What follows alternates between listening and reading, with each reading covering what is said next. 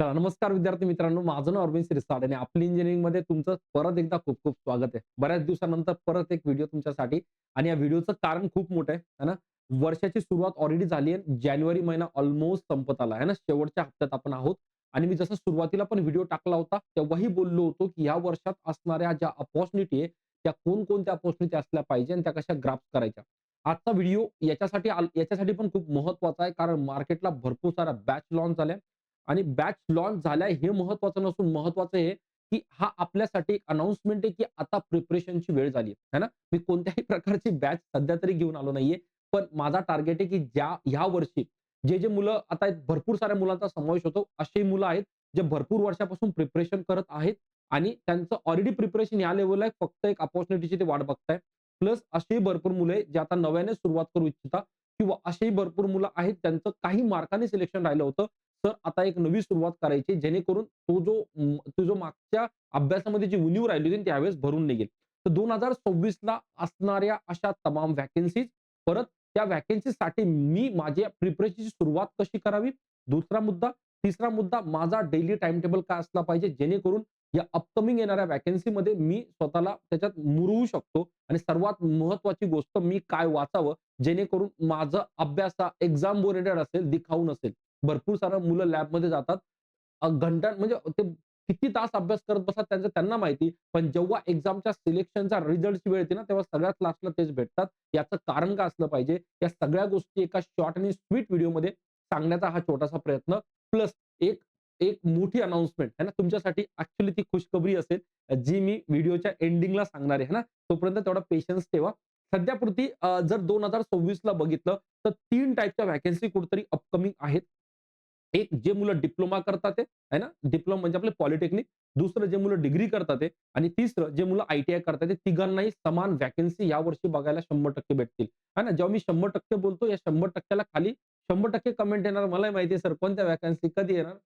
हे माझ्यासाठी नवीन नाही, विश्वास ठेवा. दरवेळेस जेव्हाही अशा प्रकारची अनाउन्समेंट होती, असे मुलं नक्की कमेंट टाकतात ज्यांना प्रिपरेशन करण्याची बिलकुल इच्छा नसते. मग त्यांना कुठेतरी वाटतं, "अरे, आम्ही प्रिपरेशन करणार नाही, आमचं सिलेक्शन होणारच नाही ना." मग बाकीच्यांना पण अपॉर्च्युनिटी नको भेटायला ना. कुठेतरी निगेटिव्ह थॉट्स मार्केटला आहेत आणि मी पहिल्यापासून सांगतोय जर तुम्ही त्या कॅटेगरीमध्ये नाही आहात, तुम्हाला वाटतंय की येणाऱ्या व्हॅकन्सीसाठी माझं कुठेतरी सिलेक्शन झालं पाहिजे, तर सर्वात अगोदर बाळांनो तुम्हाला पॉझिटिव्ह व्हावं लागेल आणि पॉझिटिव्ह तेव्हाच होता येतं जेव्हा आपण समोर अपॉर्च्युनिटी बघतो, आहे ना. समोर जर तुम्हाला कुठे एखाद्या प्रकाशाची किरणच दिसत नाहीये, सगळा अंधारच दिसतोय, तर तुम्ही दररोज उठणार, आपला तेच कार्यक्रम ब्रश, अंघोळ-बिंघोळ करणार, WhatsApp उघडणार, दिवसभर त्याच्यात रमून राहणार, दिवस परत जाणार आणि यावेळेस तुम्हाला एक गोष्ट कळतच नाही, की तुमचं जे एज आहे ना, जो आपल्या सिलेक्शनचा खूप मोठा रोड ब्लॉक आहे. रोड ब्लॉक कळतं का? रोड ब्लॉक म्हणजे लिमिट आहे ना. असं तर बिलकुल नाही ना, की आज सपोज मला वाटतंय चला मी आज एखादी गव्हर्नमेंटची एक्झाम देतो आणि क्लिअर करतो. तर मला बोंबाला मारून सांगणारे लोकं आहेत, "भाऊ वय झालंय." आहे ना? आणि जेव्हा परीक्षेचा फॉर्म भरणार ना, तिथे एज टाकावं लागतं. त्याच्यामुळं तुमच्याकडे जी असणारी गोल्डन अपॉर्च्युनिटी ना, एज म्हणजेच काय वय लिमिट ती तुम्ही गमावताय. आहे ना, हे दिवस वाया घालून. तर ही अपॉर्च्युनिटी कुठेतरी गमवू नये म्हणून काही अपकमिंग व्हॅकन्सी त्याचं माझं प्रिपरेशन कसं असावं यावर एक शॉर्ट डिस्कशन करूया. सर्वात अगोदर जी व्हॅकन्सी मी आय-टी-आय बेसिक आय-टी-आय नंतर डिप्लोमा नंतर डिग्रीवर बोलतो. ठीक आहे. तर आय-टी-आयमध्ये जी व्हॅकन्सी मी ऑलरेडी सांगितली ती उपकेंद्र सहाय्यक 100% कुठेतरी चान्सेस बऱ्यापैकी आहेत. आता चान्सेस बऱ्यापैकी आहेत ना, तर या गोष्टीवर मी तुम्हाला परत एक हायलाइट करतो. मी पहिले पण सांगितलं होतं, मला माहिती आहे भरभरून कमेंट पडणार, कधी येणार, काय येणार. पण बाळांनो एक साधा विचार करा. जर ह्या व्हॅकन्सीज मला माहिती आहे भरपूर साऱ्या गोष्टी लिमिटेशन आहे 2019च्या भरपूर साऱ्या गोष्टी चालू आहेत. पण 100% व्हॅकन्सी येणार. मला सांगा व्हॅकन्सी आल्यानंतर प्रिपरेशन करायचंय का अगोदर सुरुवात करायची आहे, हे तुमचं तुम्ही ठरवा. जे मुलं ह्या कॅटेगरीमधले आहेत, सर व्हॅकन्सी पडू द्या मग सुरुवात करणार. तुम्हाला जय महाराष्ट्र. तुम्ही तेव्हा सुरुवात करा. व्हिडिओला आत्ताच पॉज करा, बंद करून तुमचे जे WhatsAppचे काम आहे ते करत बसा. पण जे मुलं ज्यांना वाटतंय सर व्हॅकन्सी ज्या दिवशी पडेल ना, त्या दिवशी माझं प्रिपरेशन 100% ऑलरेडी कंप्लीटेड पाहिजे. आली बाई तू, हां, तुझीच वाट बघत होतो. सगळं प्रिपरेशन करून बसलोय. असं त्या व्हॅकन्सीला बोंब मारून सांगता आलं पाहिजे, है ना? त्या कॅटेगरीमध्ये जे लोकं आहेत ना, त्यांनीच व्हिडिओ ऐका. तर ही व्हॅकन्सी मे-जूनच्या आसपास मी पहिले पण सांगितलं होतं आणि मे-जून म्हणजे बाळांनो फेब्रुवारी, मार्च, एप्रिल, है ना? माझ्याकडे 3 ते 4 महिने ऑलरेडी आहेत. त्या 3 ते 4 महिन्यामध्ये माझं प्रिपरेशन कसं असलं पाहिजे. तर आय-टी-आयसाठी जे इलेक्ट्रिशियन आणि वायरमॅन हे जे ट्रेड आहे, ते ट्रेड कुठेतरी एलिजिबल जातात. क्रायटेरिया 2019 नुसार पहिले पण सांगतोय. ह्या वर्षीच्या जर ॲड पडेल, त्या ॲडनुसार क्रायटेरिया बदलेल. पण ज्याही मुलं आता बघा फक्त उपकेंद्र सहाय्यकच नाही. मला माहिती विद्युत सहाय्यकची ऑलरेडी भरती झाली, पण भविष्यात व्हॅकन्सी येणार आहे ना. तुम्ही आय-टी-आय करून बसले, तर व्हॅकन्सी 1 वर्षाने येऊ, 2 वर्षांनी येऊ. जेव्हाही तुम्हाला व्हॅकन्सी पडेल, ज्याही वर्षी पडेल, तुमचं प्रिपरेशन तर झालेलं पाहिजे ना. मी सांगतो एकदा जीव लावून प्रिपरेशन एवढं करून टाका, स्वतःच्या अशा नोट्स बनवून टाका ना, की कोणत्याही वर्षी व्हॅकन्सी पडली ना, "ये बाई नोट्स इकडं." सगळं वाचून बसलोय, एकदा रिवाईज करायचं, सिलेक्शन घेऊन यायचं. या टाइपची स्ट्रॅटेजी तुमची असली पाहिजे. है ना. ते 2 ते 3 महिने मी या व्हॅकन्सी करता जातो. कुठेतरी 1 इयरचा अप्रेंटिसशिप याच्यात मागतात, आय-टी-आय प्लस अप्रेंटिसशिप आणि 1 वर्षाचा कुठेतरी एक्सपिरियन्स असा काहीतरी क्रायटेरिया मागच्या ॲडचा होता. ह्यावेळची ॲड पडली ना, त्याच्यानुसार क्रायटेरिया 100% बदलणार आहे. त्यात कोणताच डाउट नाही. कारण सगळंच बदललं. एक्झामचा पॅटर्न बदललाय, है ना. नंतर सिलेबस जरी सेम असला, पण पॅटर्न बदललाय, परीक्षेचा मोड बदललाय. भरपूर सारे चेंजेस आले. त्या चेंजेसनुसार ॲडमध्ये पण चेंजेस 100% होणार आहे. पहिला मुद्दा क्लिअर झाला. तर आय-टी-आयच्या प्रिपरेशनसाठी उपकेंद्र सहाय्यकची ऑलरेडी माझी बॅच मी ऑलरेडी अनाउन्स केली होती. ॲडमिशन झालेत, पण ज्या मुलांना इंटरेस्ट असा ते घेऊ शकतात. आता परत मी कोणत्याही बॅचची अनाउन्समेंट करत नाहीये. बघा मागे काय लिहिलंय का? आहे ना, कसे पैसे-बिसे काहीच लिहिलं नाही. फक्त सांगतोय, ज्याही मुलांना इंटरेस्ट असेल त्यांनी मला फक्त WhatsAppला मेसेज करा. या बॅचची खासियत अशी असेल बाळांनो, या बॅचमध्ये जो बेसिक कंटेंट आहे, बेसिक म्हणजे कोणता? तुमचं बेसिक इलेक्ट्रिकल झालं, तुमचे मिसलेनियस टॉपिक झाले, नंतर तुमचं नेटवर्क झालं. हे जितके पण बेसिक टॉपिक त्यात ऑलरेडी कव्हर्ड आहेत, ऑलरेडी रेकॉर्डेड फॉर्ममध्ये अवेलेबल आहे. मग सर बॅच घेऊन फायदा काय? तर या बॅचमध्ये फर्स्ट फेजपासून म्हणजे फेजपासून जे तुमचे मेजर टॉपिक आहे, कोणकोणते सर? माझं मशीन, पॉवर सिस्टम आणि मेजरमेंट हे ज्याच्यावर मॅक्सिमम पेपर तुमचा सेट होतो, सगळेच्या सगळे लाईव्ह होणारे ॲप्लिकेशनला तो फायदा तुम्हाला ह्या पर्टिक्युलर उपकेंद्र सहाय्यकच्या बॅचमध्ये 100% भेटेल, है ना. तर ज्यांनाही इंटरेस्ट असेल मला फक्त WhatsAppला मेसेज टाका आणि मेसेज करण्यापूर्वी आपली इंजिनिअरिंग हे ॲप्लिकेशन प्लीज डाउनलोड करून ठेवा. त्याच्यामध्ये तुम्हाला तो कोर्स भेटेल. ऑफकोर्स ज्यांना इंटरेस्ट असेल त्यांना. बाकीच्यांना काही कोणत्या प्रकारचं कंपल्शन नाहीये. दुसरी महत्त्वाची गोष्ट जी मी गुड न्यूज एंडिंगला देणार होतो, ती मी एंडिंगलाच देईन, है ना. त्याच्याकरता पेशन्स ठेवा. आणि बाकीच्यांनी मग आपलं प्रिपरेशन चालू ठेवा. मग प्रिपरेशन ज्यांना स्वतःहून करायचंय, नाही सर बॅच नाही घेणं जमणार हो. मी ना स्वतःहून करेल, काही हरकत नाही. पण स्वतःहून करण्यासाठी पण स्वतःला 3 टर्म्समध्ये डिव्हाईड करा. Technical plus non technical. जिथे टेक्निकलला मॅक्सिमम क्वेशन्स विचारले जातात. म्हणजे मी सांगेल एक 70% to 75% वेटेज एक्झामला टेक्निकलचं असतं. नॉन टेक्निकलमध्ये असतं तुमचं ॲप्टिट्यूड, रिझनिंग आणि मराठी. आहे ना? तो पार्ट तुम्ही थोडा प्लस मायनस जरी मॅनेज केला ना, प्लस मायनसचा अर्थ असा होतो, की 20 पैकी जर तुम्ही 10-12 मार्क जरी घेऊन येतात ते, पण टेक्निकलमध्ये तुम्ही स्ट्रॉंग आहात ना, तर सफिशियंट आहे. जास्त डेप्थमध्ये जाऊन मला काही बँकिंग करायची नाहीये. क्लिअर आहे का? तर हा होता तुमच्या आय-टी-आयचा. आय-टी-आयमध्ये आहे ना, जी मुलं अभ्यास करताय सुरुवात बेसिक इलेक्ट्रिकल पासून करा, जी मी या कोर्समध्ये करून घेतलीये. कारण एकदा तुमचे बेसिक क्लिअर झाले ना, एकदा तुम्हाला सर्किट कळायला लागलं, एकदा तुम्हाला करंट कळायला लागलं, तर बाकीच्या नंतर बघा तुम्ही मशीन पण कराल का मशीनचं सगळ्यात बेसिक काय सर इंडक्टर. जोपर्यंत कॉइलचं क्लॅरिटी नाही, जोपर्यंत फॅरेडेचा लॉच माहीत नाहीये, तोपर्यंत मशीन घ्या, पॉवर सिस्टम घ्या, ट्रान्समिशन लाईनमध्ये पण तोच फंडा कळत नाही. डायरेक्ट पॉवर सिस्टमला, डायरेक्ट मशीनला, डायरेक्ट किंवा मेजरमेंटला सुरुवात करू नका. सुरुवात नेहमी बेसिक पासून असली पाहिजे. जी माझ्या कोर्समध्ये मी 100% करून घेतली. मुलं ऑलरेडी प्रिपरेशन करत आहात आणि पुढच्या महिन्यापासून मी live power system plus machine दोन्ही कव्हर करणार आणि मेजरमेंट हे तुमचं लाईव्ह होणार आहे. लाईव्ह याच्याकरता घेतोय ते टॉपिक कारण आपलंही थोडंसं डिस्कशन होईल, कॉन्फिडन्स पण वाढेल. बऱ्याच साऱ्या गोष्टी डिपेंडन्सी असतात. क्लिअर आहे. आता येतो डिप्लोमा आणि डिग्रीवर. बघा डिप्लोमा डिग्रीच्या व्हॅकन्सी आहेत असिस्टंट इंजिनिअर आणि ज्युनियर इंजिनिअर. ज्याही मुलांचा डिप्लोमा झालाय किंवा ज्याही मुलांची डिग्री आता फायनल इयरला आहात, पण डिप्लोमा प्लस डिग्री त्यांनी केले ना, सगळे मुलं एलिजिबल असतात. साठी जनरली लास्ट इयरचे मुलं सुद्धा एलिजिबल असतात. डिपेंड करतं त्या लोकांचा काय क्रायटेरिया असतो, की ह्या तारखेपर्यंत आम्हाला तुमचा फायनल इयरचा रिझल्ट भेटला पाहिजे. आता युनिव्हर्सिटी वाईज त्या गोष्टी व्हॅरी होतात. पण ज्यांनाही वाटतंय, की त्यांचा रिझल्ट लागून जाईल. आता तुमच्या मे, जूनमध्ये फायनल सेमचे पेपर असेही होऊन जाईल. त्याच्यामुळे काळजी नसावी, है ना? तर ह्या 2 सेक्शनसाठी पण व्हॅकन्सी म्हणजे जेईसाठी तर भरपूर डिपेंडन्सी भरपूर चान्सेस आहे. एईचे पण बरेच एईच्या जागा कमी आहेत, पण या होप ठेवू शकतो, की पडेल व्हॅकन्सी. त्या दोन्ही व्हॅकन्सीचा विचार करता जेईची सुद्धा बॅच मी ऑलरेडी टाकलेली आहे आपली इंजिनिअरिंग ॲप्लिकेशनला आणि याच्यासाठी लाईव्ह बॅच खूप लवकर अनाउन्स होईल. आता लाईव्ह बॅच खूप लवकर अनाउन्स होईल याच्या अगोदर थोडंसं ना एक टच तुम्हाला दिला पाहिजे, की तुम्ही किती पाण्यात आहात अगोदर बघा आणि नंतर बॅचला जा आणि त्यासाठीच मी जे बोललो होतो ना, एक गुड न्यूजची गोष्ट केली होती ना, मी लास्ट व्हिडिओ टाकला होता. बऱ्याच साऱ्या कमेंट्स मला भेटल्या. तुम्ही स्वतः जाऊन बघा. उगाच सांगत नाहीये आणि त्या कमेंटच्या बेसवर आपण 10 मिनिट शो है ना, 10 मिनिटाचा डेली शो सुरू करतोय आजपासून.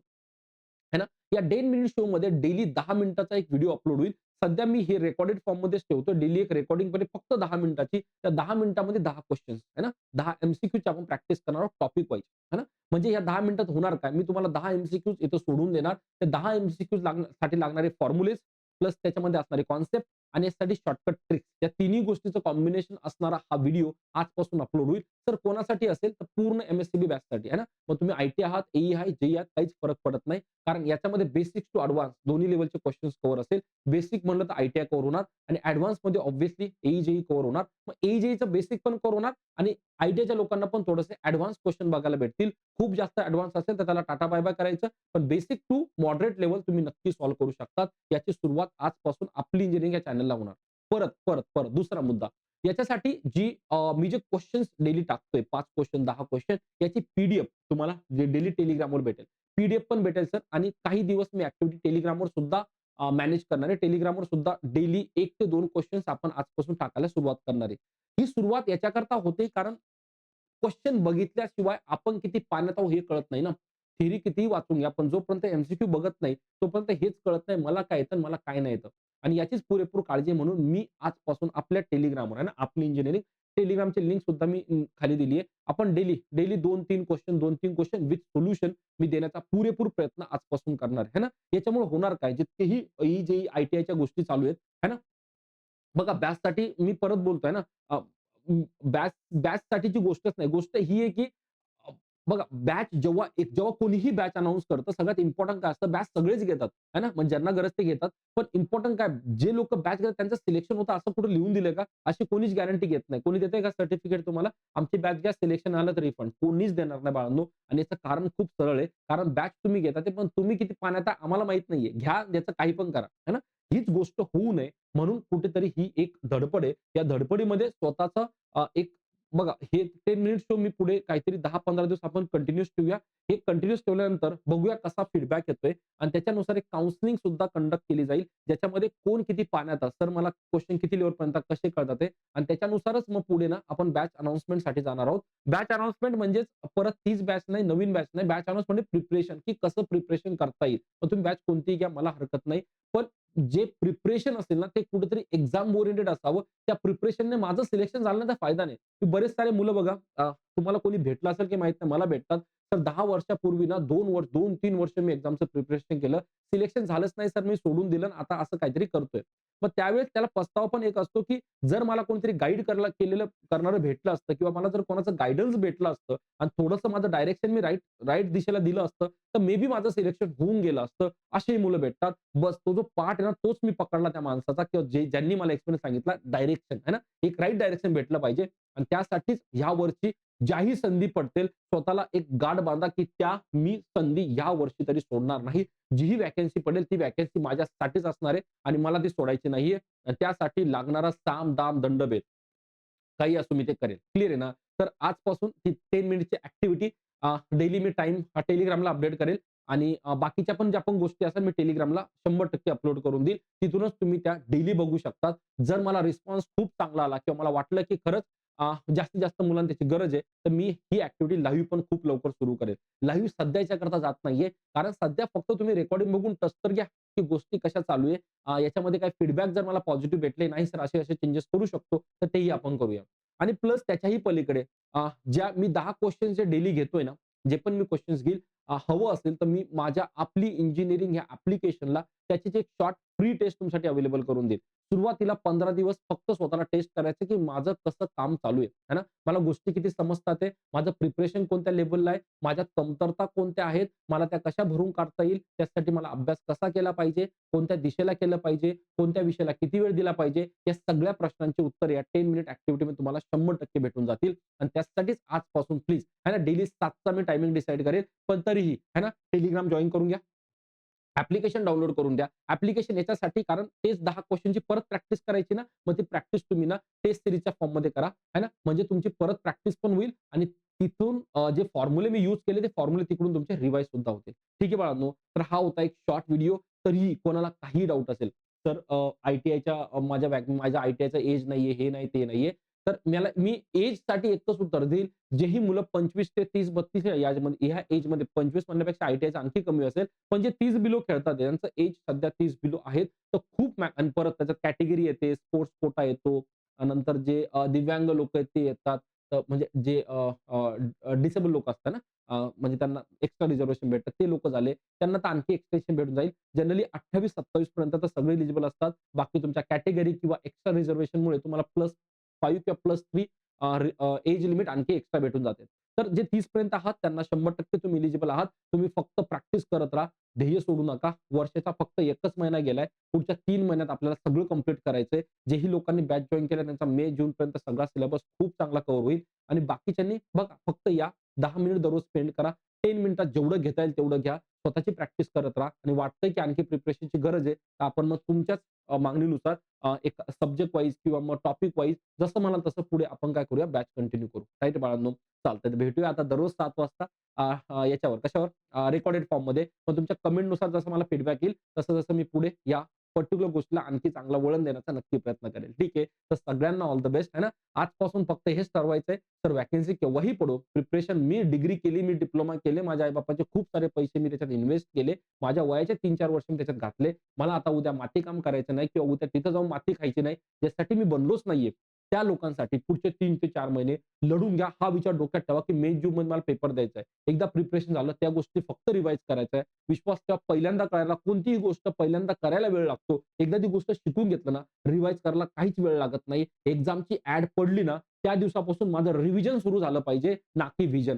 हे टार्गेट ठेवा, जेणेकरून सिलेक्शनला ना तुम्हाला खरंच कधी काही अडचण येणार नाही. ठीक आहे. तर या पॉझिटिव्ह नोटवर मी आजच्या व्हिडिओला पूर्णविराम देतो. नेक्स्ट व्हिडिओमध्ये खूप लवकर भेटतोय. तोपर्यंत काळजी घ्या. All the best. बाय.